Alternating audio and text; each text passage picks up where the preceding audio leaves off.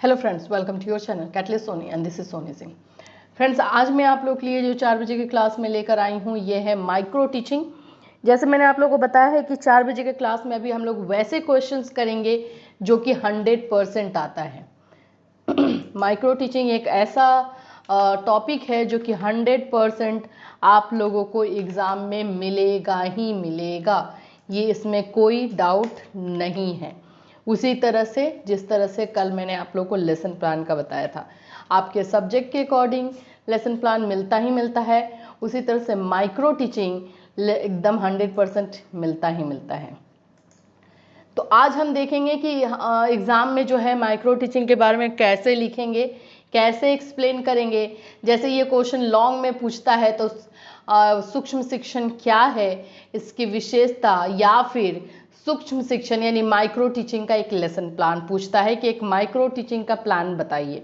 तो आज हम देखने वाले हैं कि सूक्ष्म शिक्षण का मतलब क्या है, इसकी परिभाषा क्या है, इसकी विशेषता क्या है, इसका उद्देश्य क्या है, और एक्चुअली में ये कितने मिनट्स तक होता है और इसके कंटेंट क्या क्या आते हैं। तो चलिए स्टार्ट करते हैं क्लास को। फ्रेंड्स, अगर आप हमारे चैनल पर नए हैं तो चैनल को सब्सक्राइब कर लीजिए, बेल आइकन को हिट कर दीजिए। बीएड फर्स्ट ईयर के लिए अभी जो 4 बजे का क्लास हो रहा है, मोस्ट इंपॉर्टेंट क्लास चल रहा है। इसमें हम लोग वो सारे क्वेश्चंस देख रहे हैं जो 100% एग्जाम में आता ही आता है, उसमें कोई डाउट नहीं है। चलिए सबसे पहले तो देखेंगे सूक्ष्म शिक्षण क्या है। सूक्ष्म शिक्षण अध्यापक प्रशिक्षण की एक लघु प्रक्रिया है।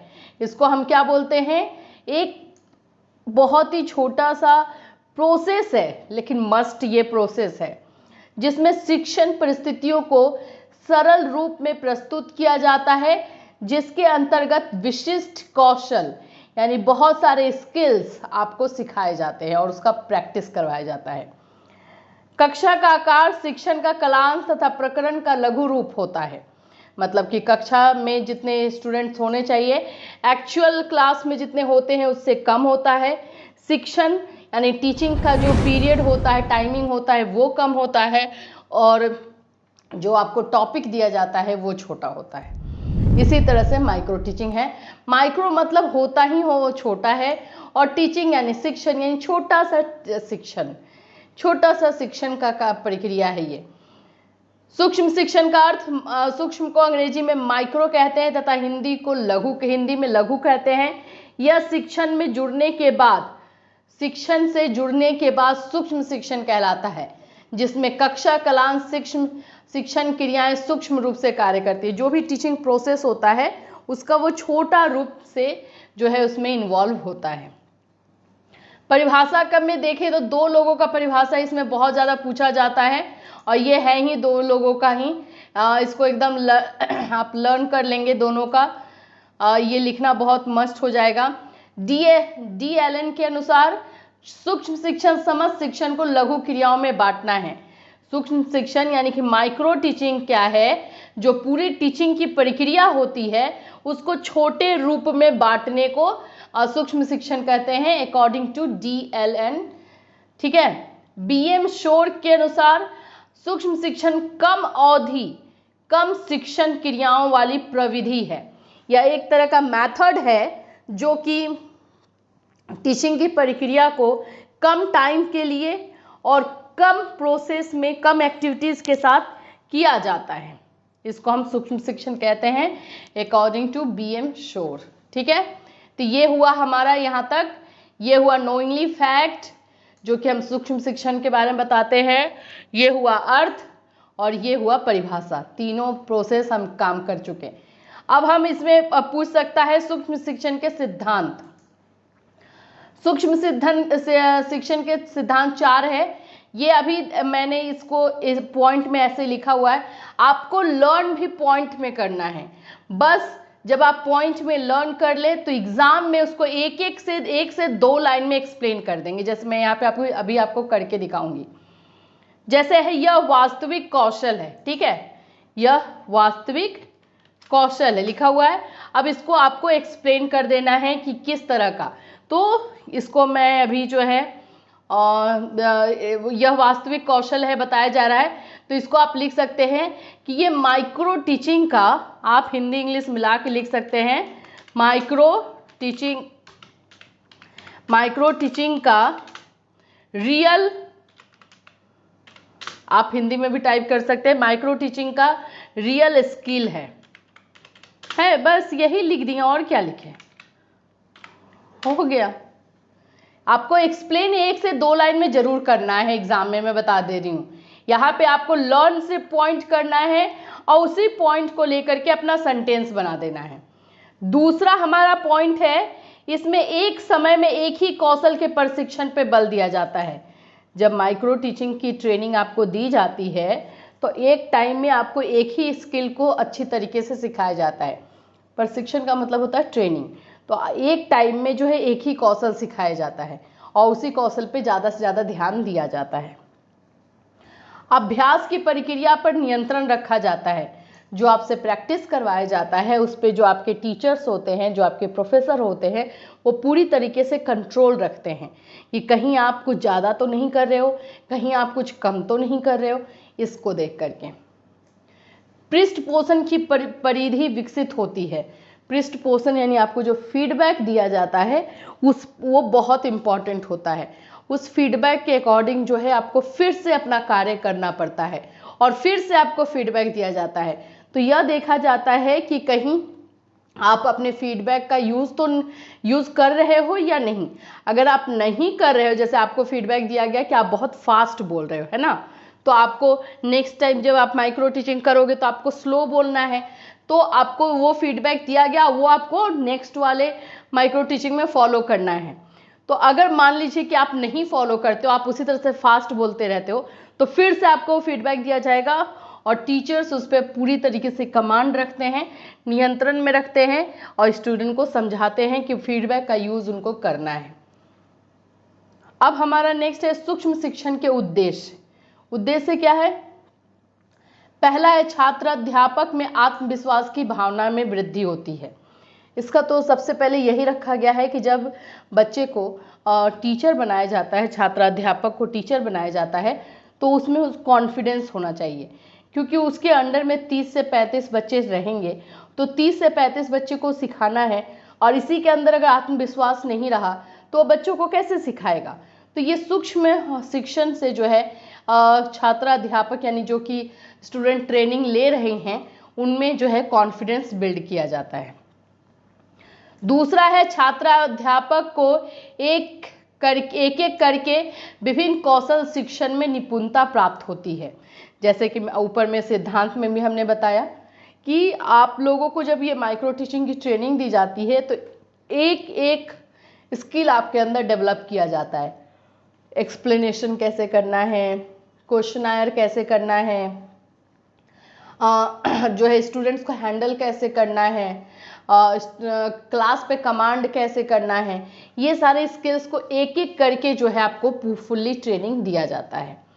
छात्र अध्यापक द्वारा यानी कि जो स्टूडेंट ट्रेनिंग ले रहे हैं उनके द्वारा जो त्रुटियां शिक्षण में की गई है उनको दूर करने का पूर्ण अवसर दिया जाता है। मतलब जाहिर सी बात है, आप पहली बार पढ़ाओगे तो आप में मिस्टेक्स तो होगा ही, तो जो भी आप मिस्टेक करोगे, जो भी आप गलती करोगे, जो भी आप त्रुटि करोगे, उसको सुधारने का आपको मौका दिया जाता है और फिर से जो है आपसे माइक्रो टीचिंग करवाई जाती है। छात्र अध्यापक को तुरंत ही पृष्ठपोषण प्राप्त हो जाता है, मतलब फीडबैक। आप जब माइक्रो टीचिंग करते रहते हो तो आपको ऑब्जर्व करने के लिए वहाँ पे टीचर्स बैठे रहते हैं। तो जैसे ही आपका माइक्रो टीचिंग खत्म होता है आप लोग को इमीडिएट जो है फीडबैक दिया जाता है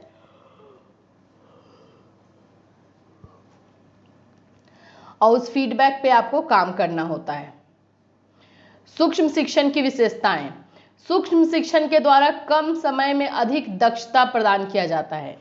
मतलब सूक्ष्म शिक्षण ऐसा है जिसमें बहुत कम टाइम में जो है आपको अपने काम में मास्टरी मिलती है। आप समझते हो छोटी छोटी चीज़ों को कि कैसे इन सारी चीज़ों को परफेक्टली कर सकते हैं, तो आपको कॉन्फिडेंस आता है, उस काम में आप महारत हासिल करते हो। सूक्ष्म शिक्षण में शिक्षण के तत्वों को सूक्ष्म स्वरूप दिया जाता है। मतलब टीचिंग का जो भी काम है उसमें सूक्ष्म शिक्षण में, माइक्रो टीचिंग में वो छोटा रूप हो जाता है। मान लीजिए कि आपको पढ़ाना है तो जैसे क्लासरूम में आप पढ़ाने जाओगे तो 30 मिनट से 35 मिनट 40 मिनट तक पढ़ाओगे, ठीक है। लेकिन जब आप माइक्रो टीचिंग में पढ़ाते हो तो वो एकदम छोटा रूप हो जाता है, आपको 6 मिनट में 5 मिनट में अपना जो चैप्टर है या जो टॉपिक है उसको एक्सप्लेन करना है। तो आप देख ही रहे हो कहाँ पे 5 मिनट और कहाँ पे 40 मिनट 30 मिनट। तो ये उस सभी टीचिंग के सभी प्रोसेस को, सभी प्रक्रिया को सूक्ष्म कर दिया जाता है, छोटा कर दिया जाता है। सूक्ष्म शिक्षण के द्वारा शिक्षकों में व्यावसायिक परिपक्वता का विकास होता है। माइक्रो टीचिंग के द्वारा जो भी स्टूडेंट्स ट्रेनिंग ले रहे हैं उनके अंदर प्रोफेशनलिज्म आता है कि हमें कैसे काम करना है, कैसे सही तरीके से जो है अपने काम को अंजाम देना है। तो ये व्यावसायिक परिपक्वता यानी कि मैच्योरिटी आती है अपने काम को करने में।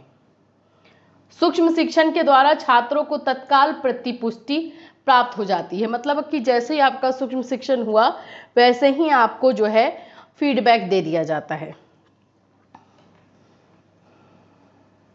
इसकी आवश्यकता एवं महत्व है। सूक्ष्म शिक्षण के जो है आवश्यकता क्या है?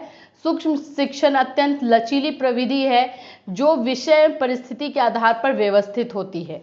जो आपको सिचुएशन और जो आपका सब्जेक्ट है उसके अकॉर्डिंग इसका प्लानिंग किया जाता है।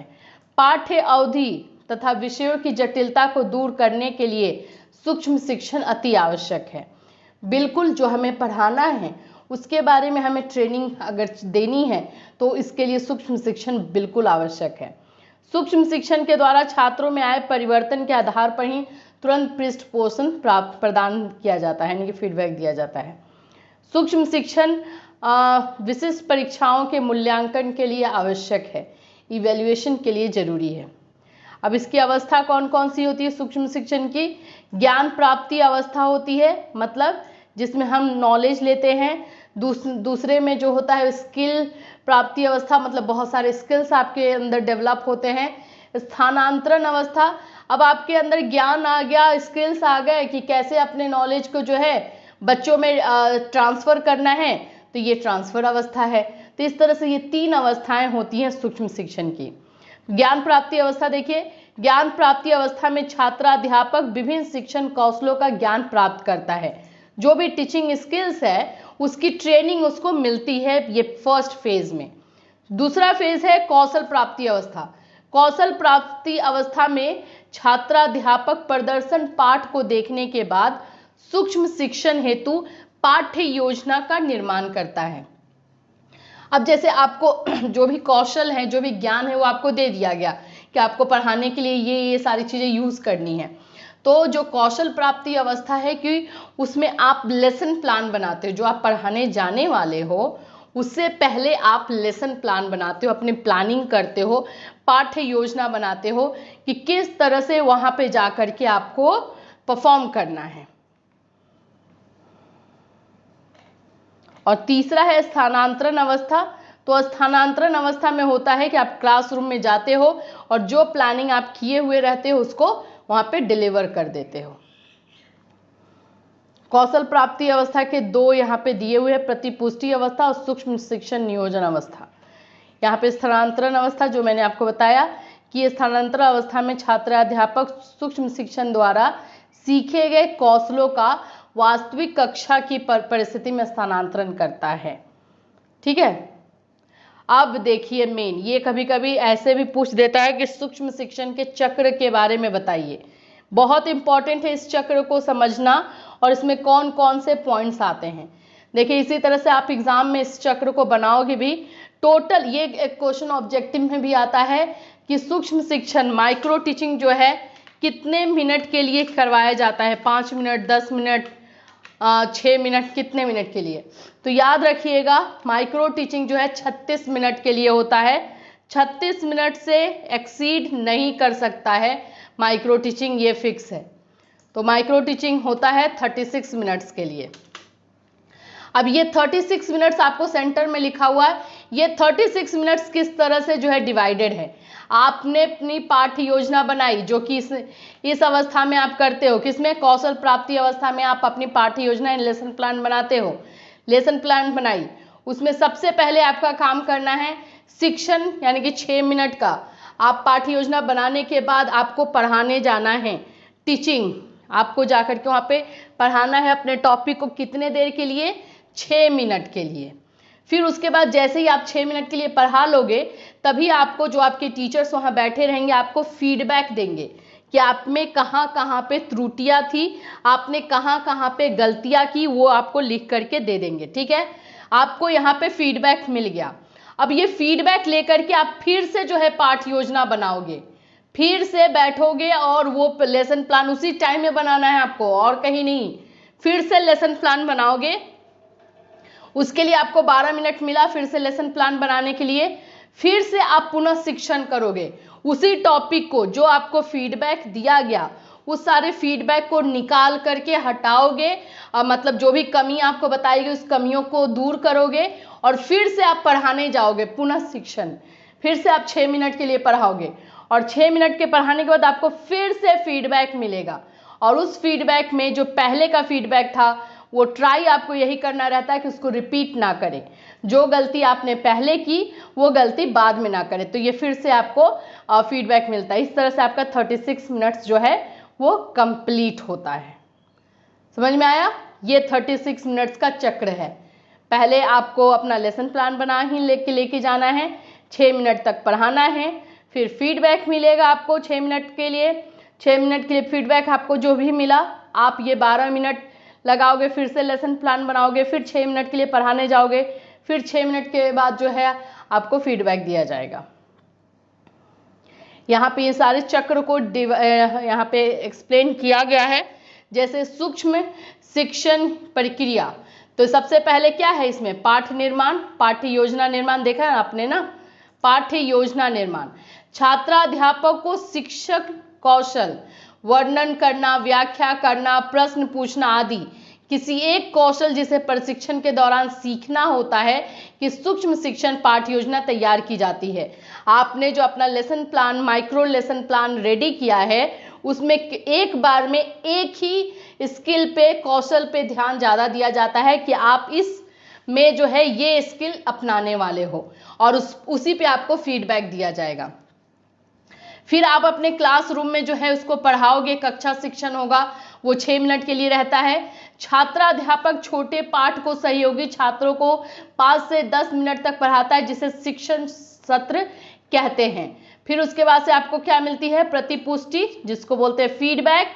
छात्राध्यापक द्वारा पढ़ाए गए पाठ का पर्यवेक्षक, यानी कि जो वहां पे ऑब्जर्व कर रहा है, द्वारा विकसित मूल्यांकन प्रपत्र में दी गई जानकारी, जिसमें छात्राध्यापक द्वारा शिक्षण में छोड़ी गई कमियों का उल्लेख होता है। जो आप मिस्टेक उसमें किए हुए रहते हो वो सारे वहां पे लिखे रहते हैं। इस प्रतिपुष्टि से छात्राध्यापक को अपनी कमियों को सुधारता है, और आप जो भी आपको वहां पे कमी दी जाएगी उसको आपको सुधारना है, और फिर से आपको पाठ योजना, पाठ निर्माण करना है।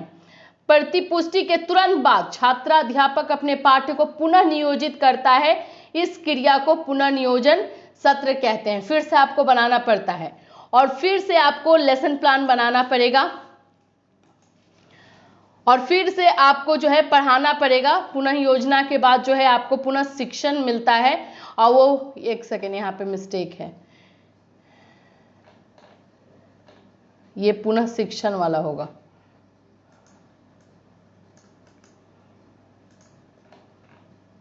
पुनः योजना नहीं होगा, ये क्या होगा? पुनः शिक्षण। ये आपका हुआ पुनः शिक्षण। पुनः शिक्षण हुआ। पुनः योजना के पश्चात पुनः योजित पाठ दूसरे समूह पर पुनः शिक्षण द्वारा कराया जाता है। इस सोपान को पुनः शिक्षण सत्र कहते हैं। फिर से आपने पढ़ाया, फिर से उसके बाद आपको क्या मिलती है? प्रतिपुष्टि, यानी कि पुनः प्रतिपुष्टि, जिसको हम लोग फिर से री फीडबैक कहते हैं।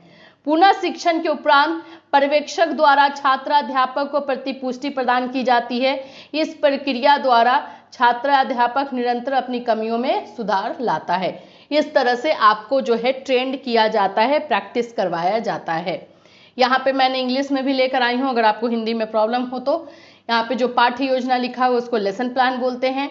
टीच यानी कि पढ़ाना है पहले, शिक्षण, फिर आपको फीडबैक मिलेगा, फिर से आपको फीडबैक जो मिला फिर से आप प्लानिंग बनाओगे, रीप्लान करोगे, फिर से रीटीच करोगे, फिर से पढ़ाओगे, और फिर रीफीडबैक मिलेगा। इस तरह से ये माइक्रो टीचिंग का प्रोसेस जो है 36 मिनट्स तक चलता है। सो आई होप कि ये माइक्रो टीचिंग का प्रोसेस पूरा आपको समझ में आया, और एग्जाम में अगर ये क्वेश्चन अगर नहीं 100% ये क्वेश्चन रहेगा, चाहे आपके मेथड पेपर में रहे, आपके कोई भी मेथड पेपर में रहे या फिर किसी भी पेपर में रहे, लेकिन 100% ये क्वेश्चन रहेगा ही रहेगा। तो इसको इस तरह से आपको लिखना है। तो फ्रेंड्स कल मिलूंगी फिर एक नए क्वेश्चन के साथ जो कि 100% बीएड के एग्जाम में आता ही आता है, उस क्वेश्चन को हम देखेंगे। So till then have a nice day.